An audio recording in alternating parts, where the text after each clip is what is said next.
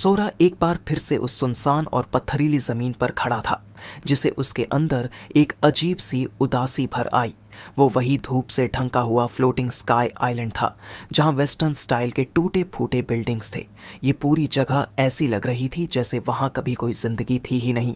तभी दूर से एक बहुत स्ट्रांग प्रेजेंस का एहसास हुआ, जिससे सोरा को लगा कहीं यहाँ कोई इंसान तो नहीं है। वो प्रेजेंस धीरे धीरे पास आ रही थी। भारी कदमों की आवाजें सूनी जमीन में गूंज रही थीं। एक विशाल काय शर्टलेस आदमी लंबे सुनहरे बालों के साथ सामने आया और सोरा को इशारा करके बुलाया। वो भारी आवाज में बोला कि वो सोरा का इंतजार अब इसके बिल्कुल किनारे पर करेगा। अचानक सोरा की आंख खुल गई। उसने एक जोर से सांस ली और देखा कि वो अपने बिस्तर पर लेटा हुआ था। उसका दिल तेजी से धड़क रहा था। फिर से वही अजीब सपना, उसने सोचा। वो अजीब विजुअल्स अब भी उसके दिमाग में ताज़ा थे।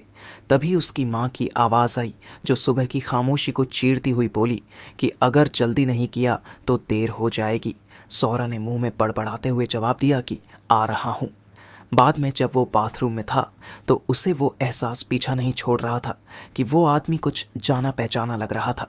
फिर भाप से भरे शीशे में उसने खुद को देखा और एक बार फिर से वो कन्फ्यूजन उसकी आंखों में झलकने लगी। वो धीरे धीरे ब्रश करते हुए गुनगुना रहा था और सोच रहा था कि शायद वो हाल ही में कुछ ज़्यादा ही पढ़ाई कर रहा है।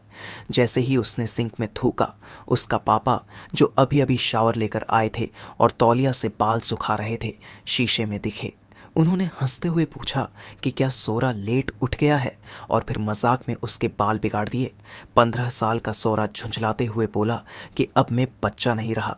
लेकिन उसके पापा ने मस्ती में अपने मसल्स दिखाते हुए कहा कि देखो कितना स्ट्रांग बॉडी है मेरा। सोरा गुस्से में चिल्लाया कि मैं देख भी नहीं रहा, और जल्दी से शेल्फ से एक बॉटल उठा ली। वो बड़बड़ाया कि अगर उनका अपार्टमेंट इतना छोटा ना होता तो उसे हर दिन अपने पापा को ऐसे नहीं देखना पड़ता। उसके पापा हंसते हुए बोले कि एक दिन जब मैं रिच बन जाऊंगा तो एक बड़ा सा घर लेंगे जहां सोरा और रिकू के अपने अपने रूम्स होंगे। सोरा ने मुंह धोते हुए मजाक में कहा कि पापा, ये वादा पिछले 5 साल से कर रहे हैं आप। उसके पापा फिर हंस पड़े और बोले कि जब से रिकू सेल्फ डिफेंस फोर्स में गया है तो जिंदगी थोड़ी आसान हो गई है। सोरा ने बस शांत सा ऐसा है क्या कहा।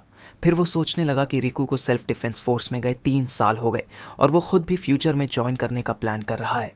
उसे पता था कि तब उसे इस हलचल भरी लेकिन प्यारी जिंदगी को अलविदा कहना होगा। उसके पापा को, जो हमेशा मजाक करते रहते थे और थोड़े लापरवाह थे, और उसकी माँ को, जो थोड़ी सख्त लगती थी लेकिन दिल से सबको बहुत प्यार करती थी। ये लोग मेरे साथ हैं, यही बहुत है, उसने सोचा, और दिल ही दिल में चाहा कि ये जिंदगी कभी खत्म न हो। तभी अचानक अपार्टमेंट जोर से हिलने लगा। उसके माँ बाप चिल्ला उठे, सोचने लगे कि ये भूकंप है या कुछ और हो रहा है। लेकिन सौरा हमेशा जानता था कि ये शांत जिंदगी एक दिन खत्म हो जाएगी, पर उसने कभी ये नहीं सोचा था कि वो इस तरह खत्म होगी जब उनके खिड़की के बाहर जमीन फाड़कर एक विशाल टावर निकल आया। टावर सीधे उनके ऊपर आ गया था। सौरा खिड़की से बाहर देखता रह गया। उसके मुंह से निकला, ये कोई मजाक है क्या? उस वक्त जब उसने देखा कि फाइटर जेट्स उस भयानक स्ट्रक्चर के चारों तरफ घूम रहे हैं, वो नहीं जानता था कि इस टावर का आना इंसानियत के इतिहास को पूरी तरह से बदल देगा। लेकिन वो ये ज़रूर महसूस कर पा रहा था, एक अजीब सिहरन के साथ, कि इस टावर का कुछ न कुछ कनेक्शन उसके सपनों से है।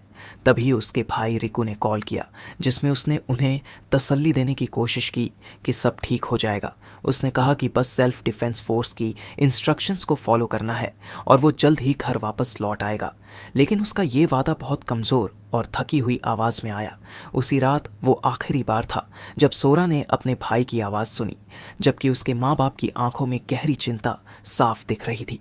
शुरुआत में न्यूज़ ने बताया कि जब तक लोग घरों के अंदर रहे कोई प्रॉब्लम नहीं होगी, भले ही स्क्रीन पर तबाही की तस्वीरें दिख रही थीं।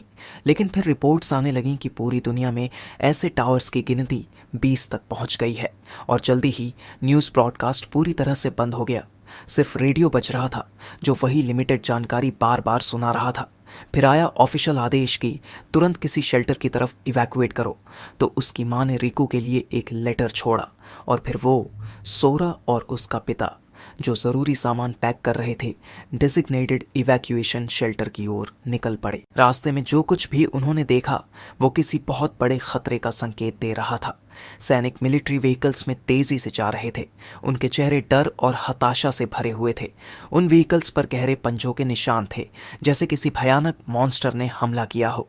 जब उनका परिवार उनके पास से गुजरा तो उन गाड़ियों से सड़ने की भयानक बदबू आ रही थी, जबकि उसके पापा चारों तरफ देखकर बोले, हमारी दुनिया को हो क्या गया है। आखिरकार वो लोग एक जिम्नेजियम पहुंचे जिसे टेम्परेरी इवैक्यूएशन शेल्टर में बदला गया था। वो बड़ी सी जगह रिफ्यूजीज से खचाखच भरी थी, लेकिन किसी की आवाज़ तक नहीं आ रही थी, जैसे सब लोग चुपचाप अपनी मौत का इंतज़ार कर रहे हों। उसकी माँ ने सोरा को बुलाया कि वो उस जगह आ जाए जहां उन्हें थोड़ी सी जगह मिली थी, और सोरा तुरंत वहां चला गया। लेकिन इस भारी सन्नाटे में भी कुछ ट्रबल मेकर्स थे जो अपनी घटिया हरकतों से सबका ध्यान खींच रहे थे। एक आदमी गुस्से में एक छोटे बच्चे को जोर जोर से डांट रहा था, उस पर चिल्ला रहा था कि उसने उसकी ब्रेड चुराई है। वो बच्चा डर से कांपते हुए रोने लगा और बोला, मैंने कुछ नहीं लिया। लेकिन वो आदमी जिद पर अड़ा रहा कि सबको बस एक ही पीस मिला था और ये लड़का शायद पहले ही अपनी ब्रेड खा चुका होगा। फिर उसने बेरहमी से बच्चे को थप्पड़ मार दिया। आसपास खड़े लोग आपस में फुसफुसाने लगे। सब हैरान थे इस तरह के बर्ताव से, सोचने लगे कि क्या कोई कुछ करेगा, लेकिन कोई आगे आने की हिम्मत नहीं कर पाया। तो वो आदमी जीत की मुस्कान के साथ उस ब्रेड को हाथ में लिए खड़ा था जो उसने अब ले ली थी। फिर वो बच्चे के पास झुककर डराने वाले अंदाज में बोला, तू तो कहेगा ना कि मैं ये ब्रेड ले सकता हूँ, क्योंकि मुझे तो अभी भी भूख लगी है। बच्चा बस कांपते हुए धीमे से बोला, हाँ। उस आदमी ने घमंड से कहा, जब तक ये सब सिचुएशन ख़त्म नहीं होता तेरी ब्रेड अब मेरी है। और बेरुखी से जोड़ दिया, वैसे भी कुछ ही दिन की बात है, तू इससे मरेगा तो नहीं। बच्चा चुपचाप रोता रहा। उसी वक्त सोरा के पापा आगे आए। उन्होंने ठंडे लेकिन सख्त लहजे में पूछा, तुम ऐसा क्यों कर रहे हो जब सबको पता है कि हालात कितने ख़राब हैं। उस गुंडे ने हंसते हुए कहा, बूढ़े, तू अपना देख ले, दूसरों के लिए हीरो बनने की ज़रूरत नहीं है। सोरा के पापा ने गुस्से को कंट्रोल करते हुए सख्त आवाज़ में कहा, उसी बच्चे को ब्रेड वापस दो, अभी के अभी। गुंडा गुस्से से आग बुला होकर चिल्लाया, चुप हो जा, और झपट कर एक पंच मारा। लेकिन सोरा के पापा ने वो वार बड़ी फुर्ती से टोस किया और जवाब में एक जोरदार किक उसके पेट में मारी, जिसे गुंडा ज़मीन पर गिर पड़ा हाँफता हुआ। जबकि सोरा के पापा ने शांति से ब्रेड उठाई और उसे उस डरे सहमे बच्चे को वापस दे दी। बच्चे ने डरते डरते धन्यवाद कहा, जबकि गुंडा ज़मीन पर पड़े पड़े गालियाँ देता रहा। तो सोरा के पापा ने उसे एक कड़क और सख्त नज़र से देखा। वो गुंडा बस गुस्से में दांत किटकिटाता हुआ उठा, ज़मीन पर थूक दिया और जाते जाते बोला, मैं ये याद रखूंगा। अब सोरा ने अपने पापा को देखकर एक मिला जुला भाव महसूस किया, चिंता और गर्व का। तभी उसके पापा ने उसकी तरफ देखकर मुस्कुराते हुए कहा, घबराओ मत, मैं उस आदमी पर नज़र रखूंगा। जबकि सोरा सोचने लगा, मरने के बाद भी मैं उस आदमी को नहीं भूल पाऊंगा, क्योंकि ये एक कगावा था। कगावा वही घटिया इंसान था जो पहले सोरा को बहुत बुरी तरह बुली करता था और उसमें अजीब तरह की खुशी पाता था। तभी अचानक एक सोल्जर शेल्टर के अंदर घुसा, दरवाज़ा लात मारकर खोला और पूरे जोश से इमरजेंसी मैसेज चिल्लाने लगा। वो चिल्लाया, सभी लोग तुरंत शेल्टर के पीछे से बाहर निकलें और जो ट्रक्स बाहर खड़े हैं उनमें चढ़ जाएं। एक आदमी जो एकदम साफ सुथरे सूट में था और कूल तरीके से अपनी ग्लासेस ठीक कर रहा था बोला, क्यों? घबराया हुआ सोल्जर हकला कर बोला, ये जानकारी कॉन्फिडेंशियल है, मैं कुछ नहीं कह सकता। वो आदमी गुस्से में दोहराया, तुम कुछ नहीं कह सकते? फिर वो भड़क उठा, जोर से बोलने लगा, 2 दिन लोगों को घरों में बंद रखा, फिर यहाँ इस हालत में लाया और अब भी हमें कुछ नहीं बताया जा रहा। उसने पास की एक सरफेस पर हाथ पटका और बोला, हम टैक्स क्यों दे रहे हैं फिर? उसके पीछे खड़ी भीड़ अब विजिबली परेशान हो गई थी और आपस में सहमति में बड़बड़ाने लगी।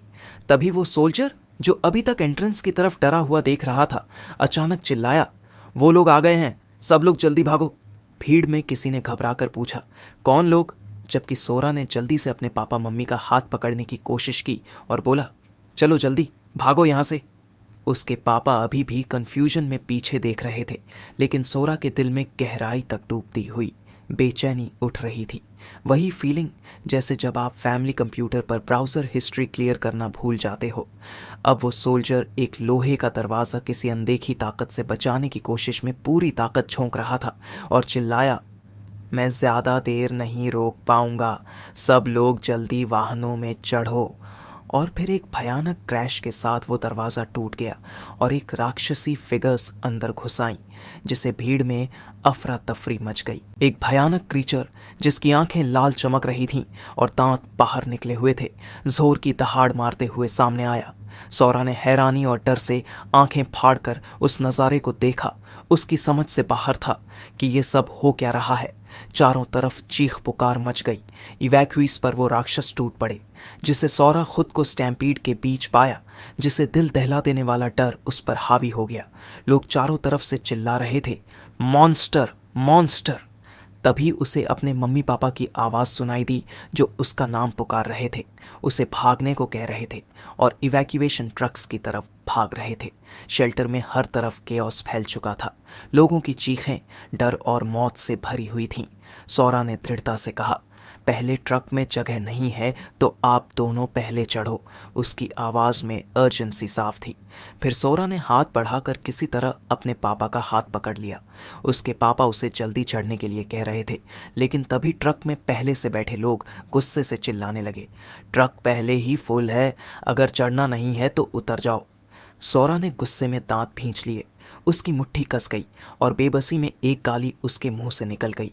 लेकिन अगले ही पल फैसला लेते हुए उसने अपने पापा का हाथ छोड़ दिया और चिल्लाया, मैं दूसरे ट्रक में चढ़ता हूँ। उसके पापा फिर उसे पुकारते रहे, लेकिन सौरा दौड़ पड़ा अगले ट्रक की तरफ, लेकिन वो भी पूरी तरह भरा हुआ था। वो आगे बढ़ा, एक और ट्रक देखा, वही हालत। अब उसकी नज़र आखिरी ट्रक पर पड़ी। वो दौड़ता हुआ उस ट्रक की तरफ गया और चढ़ने की कोशिश करने लगा। तभी उसे कगावा और एक और आदमी वहां पहले से मौजूद दिखे। अचानक एक हाथ उसकी तरफ बढ़ा, उसे ऊपर खींचने के लिए। सौरा ने राहत की सांस ली और थैंक्स कहते हुए वो हाथ पकड़ लिया। लेकिन जैसे ही उसने उस आदमी का चेहरा देखा, उसकी सांस अटक गई। वो कगावा था। उसकी आंखों में वही पुरानी नफरत की चमक और होंठों पर एक तिरस्कार भरी मुस्कान थी। उसने मजाक उड़ाते हुए कहा, थैंक्स, ये लाइन मेरी है कहने की। अब सोरा की आंखें डर और हैरानी से फटी रह गईं, जबकि कगावा ने कहा, तेरे जैसे कचरे को मरना ही चाहिए, अपने बाप की जगह तू मर जा। और फिर उसने एक जोरदार धक्का देकर सोरा को चलते ट्रक से नीचे फेंक दिया। सोरा पीछे की तरफ लुढ़क गया। जमीन तेजी से उसके सामने आ रही थी। उसके मन में एक ही ख्याल आया, सब खत्म हो गया। वो जोर से जमीन पर गिरा, इतनी ताकत से कि उसकी सांस ही रुक गई। जमीन पर पड़े हुए चोट खाए और कंफ्यूज्ड हालत में उसने दिल से सोचा, मुझे अभी नहीं मरना? नहीं। उसकी आवाज़ लड़खड़ाते हुए किसी को पुकार रही थी, कोई भी, बस कोई, मदद। और तभी उसकी धुंधली होती नज़रों के सामने एक जोड़ी चमकती रहस्यमय रोशनी वाली टांगें दिखाई दीं, जिन्हें वो देखते ही पहचान गया। ये वही स्पेक्ट्रल आदमी था जो हर बार उसके सपनों में आता था। कगावा का वो नीच हंसता हुआ चेहरा उसके दिमाग में घूम ही रहा था कि उस इम्पोजिंग ड्रीम फिगर ने धीरे से कहा, मैं तुम्हारा एबिस के एज पर इंतज़ार करूंगा। और अचानक एक स्वर्लिंग डार्क वॉर्टेक्स उसके सामने उभर आया। सब कुछ जैसे सपना सा लगने लगा। फिर सौरा ने पलकें झपकाईं और अब वो एक अनजान, सख्त और पत्थरों से भरी ज़मीन पर पड़ा था। वो कन्फ्यूजन में सोचने लगा, क्या ये सब बस सपना था? चारों तरफ उजड़ा वीरान लैंडस्केप था। तभी एक पत्थर की बनी भारी कुल्हाड़ी ज़मीन पर आकर सीधे उसके सामने गिरी, एक डरावनी आवाज़ के साथ। तो वो चौंक कर ऊपर देखने लगा, जहां एक भयंकर हरे रंग का गोबलिन एक और कुल्हाड़ी उसकी तरफ मार रहा था। तो सौरा डर के मारे पीछे हट गया और चिल्लाया, ये तो असली मॉन्स्टर है। इसे उसके मन में पैनिक की लहर दौड़ गई। मम्मी पापा कहाँ हैं? मैं यहाँ अकेला क्यों हूँ? क्या मैं मर चुका हूँ? ये जगह कहीं ये नर्क तो नहीं? तभी एक और कुल्हाड़ी उसके पास से गुजरी, उसके गाल को हल्का छूती हुई, जहां से खून बहने लगा। वो दर्द से चिल्लाया, साले, मार दिया। वो मॉन्स्टर अब भी उसकी तरफ बढ़ रहा था। उसकी लंबी जुबान लटक रही थी और वो बिल्कुल नहीं रुक रहा था। डर के मारे सौरा चीखते हुए उठा और भागने लगा। उसके दिमाग में पिछले कुछ घंटों की सारी घटनाएं फ्लैश की तरह घूमने लगीं। वो विशाल टावर का प्रकट होना, कागावा का धोखा, वो अजीब बुजुर्ग जो उसके सपनों में आता था, और अब ये पागल मॉन्स्टर जो उसे मारने पर तुला है। तभी उसके अंदर कुछ झटक गया, जैसे किसी ने उसमें 3 एनर्जी ड्रिंक एक साथ डाल दिए हों। उसकी आंखों में हल्की बैंगनी चमक आ गई और वो गुस्से से चिल्लाया, सब के सब भाड़ में जाओ, मर जाओ। उसने पास पड़ा एक बड़ा पत्थर उठाया और उस मॉन्स्टर के सीने पर पूरी ताकत से दे मारा, जिससे क्रीचर जमीन पर गिर पड़ा बेजान। अब सोरा हांफता हुआ खड़ा था। उसे एहसास हुआ, मैं जिंदा हूं। वो नीचे पड़े मॉन्स्टर के शव को गौर से देखने लगा। ऐसा लग रहा था जैसे किसी वीडियो गेम से निकला हो। फिर उसकी नज़र क्रीचर की छाती पर एक अजीब काली लिखावट पर पड़ी, जैसे कोई रैंक लिखा हो। और तभी क्रीचर की बॉडी से एक चमकता हुआ डार्क क्रिस्टल बाहर निकलने लगा। सोरा, जिसके गाल पर अभी भी ताज़ा कट का जलन था, उस हवा में तैरते अजीब से क्रिस्टल को घूर रहा था। वो ऑब्जेक्ट किसी अननेचुरल रोशनी से धड़क रहा था। फिर उसे एहसास हुआ कि वो क्रिस्टल धीरे धीरे उसकी तरफ बढ़ रहा है। कुछ समझ पाता इससे पहले ही वो तेजी से उसके सीने की तरफ उड़ता हुआ आया और सीधे उसके शरीर के अंदर समा गया। क्या? वो हकला गया, पूरा शॉक में। उसने फौरन अपना गाल छू कर देखा, जो अभी थोड़ी देर पहले लहूलुहान था, और पाया कि उसकी सारी चोटें पूरी तरह से भर चुकी थीं। और इतना ही नहीं, उसने अपनी मुट्ठियां भींची तो उसे महसूस हुआ कि वो पहले से कहीं ज़्यादा ताकतवर लग रहा है। फिर उसने उस मरे हुए मॉन्स्टर की गिरी हुई क्रूड एक्स को उठाया, क्योंकि उसके दिमाग में एक नया ख्याल आया कि क्या मैं इन मॉन्स्टर्स को मारकर लेवल अप कर सकता हूँ, जैसे गेम्स में होता है। इसलिए उसने सोचा कि इस छोटे से फ्लोटिंग आइलैंड पर शायद और भी ऐसे क्रीचर हों, तो बेहतर होगा कि थोड़ा स्काउट कर ले, वरना कहीं अचानक फिर से कोई जंप स्केयर ना हो जाए।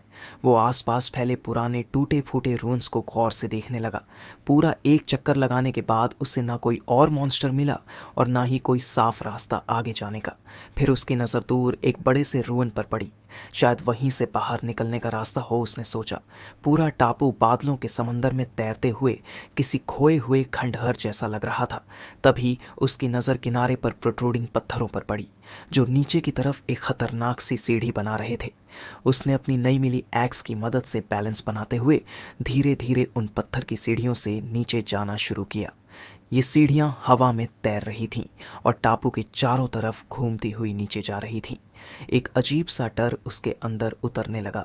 ये तो बुरा लग रहा है, बहुत बुरा। वो बहुत संभल संभल कर नीचे उतरता रहा।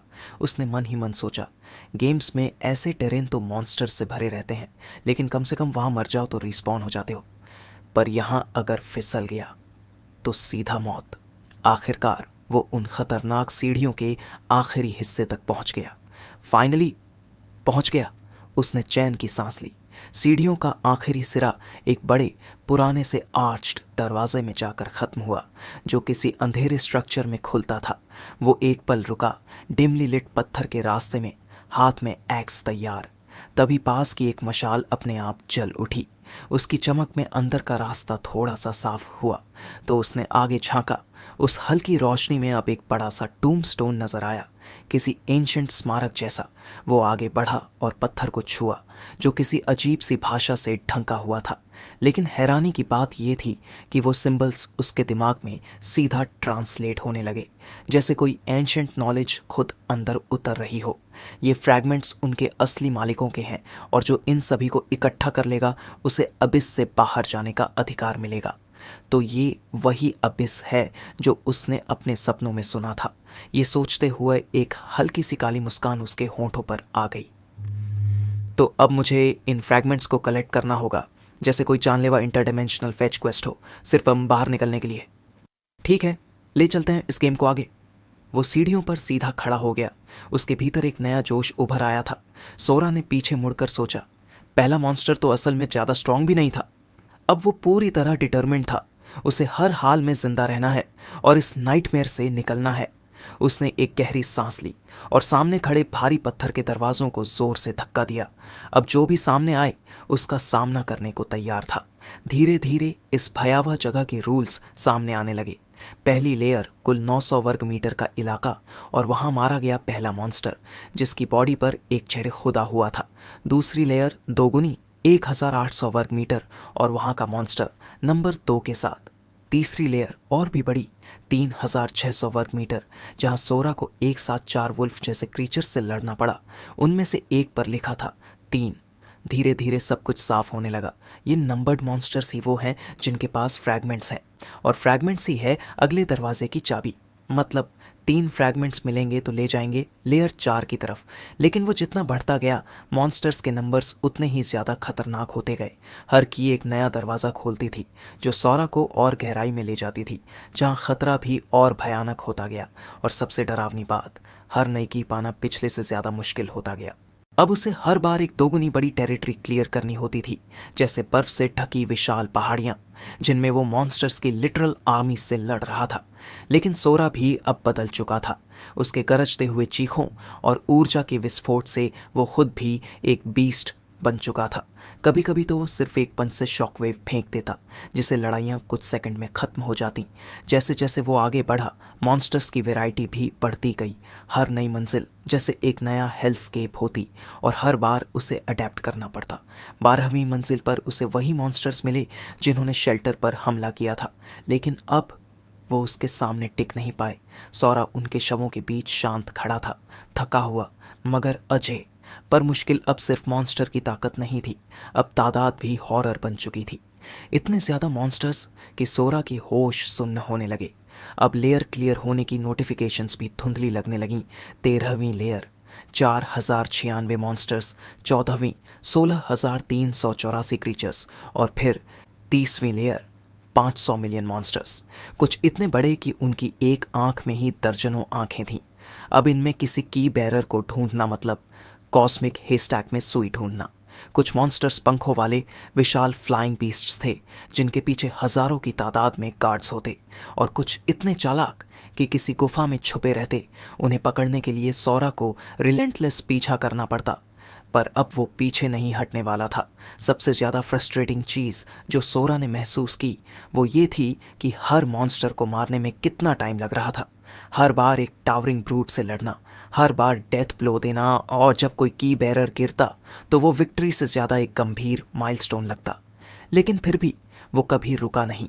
अब उसकी शक्ल पहचान में नहीं आती थी। बाल लंबे और बिखरे हुए, कपड़े पूरी तरह फटे हुए। उसने एक और भारी पत्थर का दरवाज़ा धक्का देकर खोला। एबिस की 42वीं लेयर, और सामने लिखा था मॉन्स्टर्स का नंबर 2,199,000,000,232,000,000, 55,552। एक असंभव और दम घोटने वाली भीड़ उसके सामने फैली थी। जैसे ही एक ड्रैगन जैसे बीस्ट आसमान से झपटा, सौरा के होंठों से एक सूखी ऑलमोस्ट पागल हंसी निकली। अब उसके बाल पूरी तरह सफ़ेद हो चुके थे, आंखें चमकती हुई पर्पल, साथ ही चेहरे पर एक खतरनाक पागलपन भरी मुस्कान थी। वो दहाड़ा, यहाँ तो गंदगी भरी हुई है, ऊपर आसमान में घूमते ड्रैगन्स, नीचे टूटे फूटे पुराने खंडहर। यही अब उसकी पूरी जिंदगी का बैकड्रॉप बन चुका था। कुछ पल वो रुका, उसके सफ़ेद बाल हवा में उड़ रहे थे, और उसने खुद से पूछा अब कौन सा साल चल रहा होगा। लेकिन ये थॉट भी जल्दी ही गायब हो गया। यहाँ समय की कोई अहमियत नहीं थी, बस एक अनंत लय, मौत और कत्ल की। हर बीतता पल एक और पत्थर पर खींची गई गिनती की रेखा।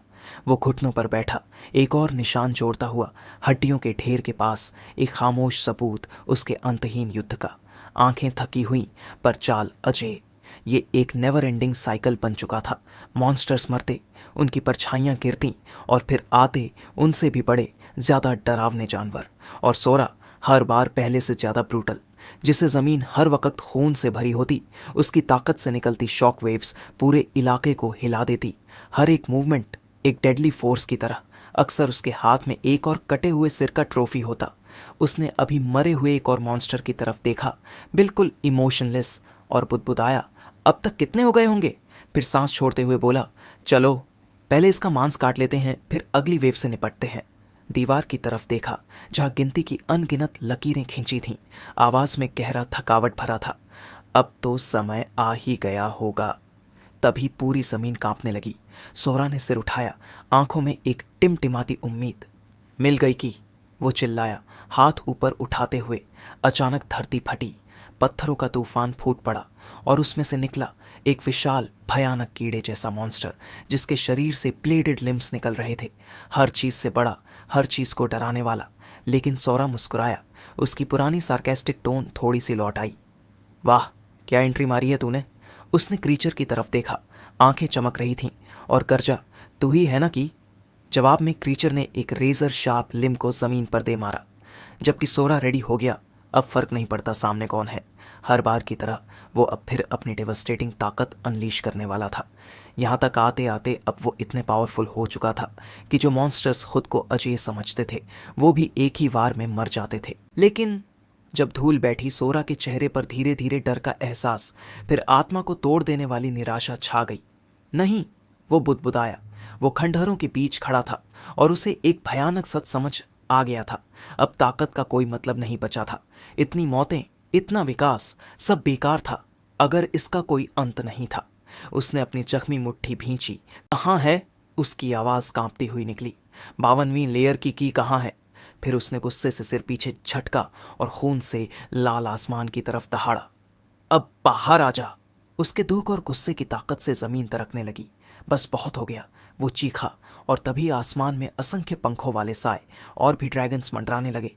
फिर वही वही अंतहीन मौत और वही खून। साल 20 सी, पूरी दुनिया एकदम से बदल गई जब 20 विशालकाय टावर अचानक धरती पर प्रकट हो गए। हर टावर आसमान को चीरता हुआ शहरों के ऊपर, और जब तक इंसानियत इन टावरों को समझ पाती, भयानक मॉन्स्टर्स की भीड़ उन टावरों से बाहर निकल आई, पूरे संसार में तबाही मचा दी। ज्यादातर लोग निर्दयी तरीके से मारे गए। ये भयानक समय इतिहास में जाना गया जजमेंट डे के नाम से। एक ऐसा समय जहां चारों तरफ अराजकता और कत्लेआम था। लेकिन इस बर्बादी के बीच कुछ लोग अचानक आवेगन हो गए और उन्हें एक रहस्यमय सिस्टम ने चुना। और जैसे ही ये हुआ, उनके सामने एक स्टेटस विंडो खुल गई और उनके कॉम्बैट स्टैट्स एक्टिवेट हो गए। इन अवेकेंड लोगों को अकल्पनीय शक्ति मिली, नई एबिलिटीज, स्किल्स और उनकी अलग पहचान। धीरे धीरे इंसान फिर से उठने लगा और इन अवेकेंड वॉरियर्स ने गिल्ड्स बनाई जो अब फोर्टिफाइड बिल्डिंग्स में रहते थे, हर वक्त तैयार टावरों से निकलने वाले खतरों का सामना करने के लिए। लेकिन इन सब से बहुत दूर किसी और ही दुनिया में अब भी एक इंसान फंसा हुआ था, सोरा। अब वो एक दरिंदे जैसा योद्धा बन चुका था, बैटल हार्डन्ड, शक्तिशाली। अभी वो एक भेड़िए जैसे शैतानी क्रीचर का पीछा कर रहा था। हड्डियों से भरे मैदान के ऊपर दौड़ते हुए वो दहाड़ा, तेरा स्टेटस दिखा मुझे। लेकिन फिर अचानक रुक गया। हून, ये क्या था? उसके शब्द अधूरे रह गए, जैसे उसने कुछ अनजानी आवाज सुनी हो। जिस छोटे से डॉग लाइक क्रीचर का वो पीछा कर रहा था, उस पर एक एडवांस्ड ट्रांसफर स्क्रोल यूज किया, और तभी कहीं से हल्की सी आवाज आई, जैसे किसी और डायमेंशन से। रुको, उस समन को जाने मत दो। सोरा हाँफते हुए रुका। उसकी आंखें चमकती हुई पर्पल क्रीचर पर जमी हुई। क्या यह किसी इंसान की आवाज है? वह बड़बड़ाया। तभी क्रीचर के ऊपर एक ब्रिलियंट पोर्टल बनना शुरू हुआ, चमकता हुआ घूमता हुआ द्वार। और सोरा के अंदर एक भावना फूटी, उम्मीद, जो वो सदियों से भूल चुका था। वो एक बार फिर उसके दिल में चली। क्या ये रास्ता है बाहर जाने का? उसका पूरा शरीर ताकत और उम्मीद से भर गया। उसने गहराई से सांस ली, फिर एकदम से उस स्वर्लिंग लाइट की तरफ छलांग लगा दी। जैसे ही सोरा उस पोर्टल के पास पहुंचा, सिस्टम में वार्निंग मैसेजेस चमकने लगे, बोलते हुए कि अबिसल समनिंग 2 से ज्यादा जीवित प्राणियों को ट्रांसफर नहीं कर सकती। वार्निंग्स एक के बाद एक बढ़ते गए और फिर वो एक जादुई जंजीरों में बदल गए, जैसे रास्ता रोक रहे हों। लेकिन सोरा की इच्छा अडिग थी। उसने दांत भींच लिए, जानवर जैसी गुस्से वाली गड़गड़ाहट के साथ बोला, अब कोई मेरे रास्ते में नहीं आएगा। एक जोरदार दहाड़ के साथ उसने उन वार्निंग्स को चकनाचूर कर दिया और उजाले की तरफ छलांग लगा दी। उधर धरती पर, एस सिटी के पास, एक अंधेरे और डरावने जंगल में, बादलों से ढका आसमान और नीचे भागती एक लड़की, गुलाबी बालों वाली, स्टाइलिश पर काम की नहीं, ऐसी आर्मर पहने एक लड़की हाँफती हुई भाग रही थी। उसकी हाई हील्स जमीन में फंस गई और उसने संतुलन खो दिया। ये थी यूसुनो-जुकी, जो जानती थी उसे जल्दी से पीछा कर रहे लोगों से पीछा छुड़ाना होगा। वो घने जंगल के झाड़ियों से लड़खड़ाती हुई निकल रही थी। तभी एक कंटीली बेल उसकी टांग से लिपट गई और वो जमीन पर गिर पड़ी। अब बेलें उसे और कसने लगी थीं। यह बहुत बुरा हुआ, वो बड़बड़ाई, अपने आप को छुड़ाने की कोशिश करते हुए। तभी 3 फिगर्स अंधेरे से बाहर निकले, एक लेवल 34 ड्रूइड आइका और एक भारी शरीर वाला मर्द, जिसने ठंडे अंदाज में कहा, एडवांस ट्रांसफर स्क्रोल हमें दे दो। उसने ताना मारा कि लेवल 19 की रोय की लड़की लेवल 60 का स्क्रॉल संभाल ही नहीं सकती, और वो भी जो हील्स पहनकर मॉन्स्टर फॉरेस्ट में दौड़ने की हिम्मत रखती हो। वह था चियोजी, लेवल 33 का स्वॉर्ड्समैन। उसने एका से कहा कि उसे मत मारो, लेकिन फिर जोर से बोला, स्क्रॉल दे दो वरना रहम नहीं करूंगा। जबकि यू ने गुस्से में चिल्लाते हुए कहा, हंटर ऑन हंटर फाइट मना है, ये रूल्स के खिलाफ है। लेकिन तीसरा शिकार करने वाला शोसी तोसीडा, एक भारी लेवल 33 का बारबेरियन, बस रूल्स का मजाक उड़ाते हुए हंस दिया। उसने अपनी विशाल ग्रेट सोर्ड यू के सिर के पास जमीन में घुसेड़ दी और गुर्राया, रूल्स मैं बनाता हूं यहां। फिर उसने ऑफर दिया, स्क्रोल दे दो तो तुम्हारे हाथ पैर सलामत रहेंगे। अब कॉर्नर थी यू, लेकिन फिर भी स्क्रोल को और कसकर पकड़ लिया। फिर गुस्से में उसने कहा, अगर तुम्हें अपनी जान प्यारी है तो पीछे हट जाओ। इसे आयका की आंखें फट गईं। उसे एहसास हुआ कि यू फोर्स समन एक्टिवेट करने वाली है। वो चिल्लाई, रुको, उसे मत करने दो। शोसी, जो अब तक चुप था, गाली देता हुआ बोला, कमीनी, और यू पर झपट पड़ा ताकि स्क्रोल छीन सके। लेकिन देर हो चुकी थी। स्क्रोल का सिरा जादुई एनर्जी से चमकने लगा। टेलीपोर्टेशन सर्कल बनना शुरू हो गया, जिसे शोसी की आंखें चौड़ी हो गईं।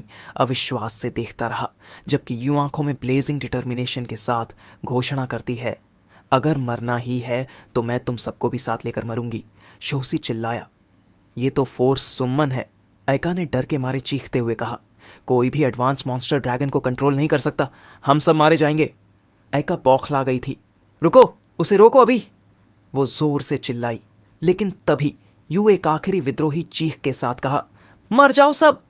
अब तेज नीली बिजली की लपटों से घिरी हुई यू एनर्जी के उस फटते भंवर में समा गई। जंगल की खाली जमीन फट गई। एक जबरदस्त बिजली का तूफान सबको चीरता हुआ निकल पड़ा। शोसी और आयका ने डर और घबराहट से वो दृश्य देखा। एनर्जी की ताकत ने उनकी सांसें थाम दी थीं। जमीन से बिजली की जंजीरें ऊपर उठीं और आपस में जुड़ने लगीं, जैसे कुछ विशाल आकार बन रहा हो। जबकि हंटर्स की टीम घबरा कर देख रही थी। किसी ने कहा, आखिरकार आ गया। लेकिन जैसे ही एनर्जी का उजाला छटा, सामने आया एक छोटा सा 3 सिर वाला कुत्ता। सिस्टम ने उसे आइडेंटिफाई किया, सर्बरस लेवल 3, जिसे देख हंटर्स हक्के पक्के रह गए। फिर अचानक एक हंटर जोर से हंसने लगा, इतना सारा ड्रामा सिर्फ इस लल्लू सर्बिरस के लिए। फिर उसने सार्कास्टिकली कहा, मेरी तरफ आजा बे, हड्डी दूंगा। यू ने भी खुद थके हुए और कंफ्यूज्ड एक्सप्रेशन के साथ कहा, मैंने अपनी जान जोखिम में डाल के ये क्या बुला लिया। लेकिन तभी अचानक सर्बिरस की बगल से एक विशाल नुकीला पंजा निकला, जिसने उसे सीधा छेद दिया। फिर उसके टुकड़े करता हुआ एक विशाल काय सफ़ेद बालों वाला ह्यूमनॉइड निकला, जिसका शरीर कई लड़ाइयों के घावों से भरा हुआ, आंखें जलती हुई थी, जो यू के ऊपर छाया बनकर खड़ा हो गया। जबकि बाकी के हंटर्स डर से चीख पड़े। किसी ने कांपते हुए कहा, यह ह्यूमनॉइड मॉन्स्टर है।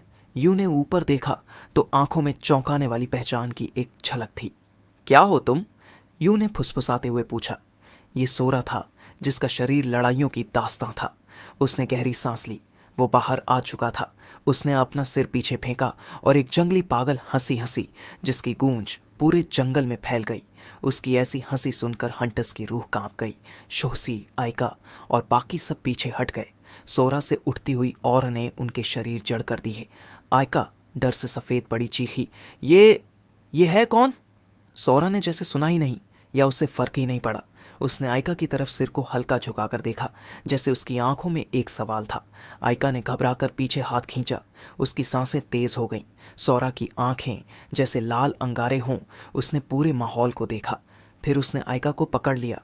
उसकी आवाज़ एक डरावनी गहरी गड़गड़ाहट सी थी। ये अर्थ है? आयका कांपती हुई बोली। हाँ, ये अर्थ है। ये सुनते ही विजयी मुस्कान उसके चेहरे पर फैल गई, क्योंकि वो लौट आया था।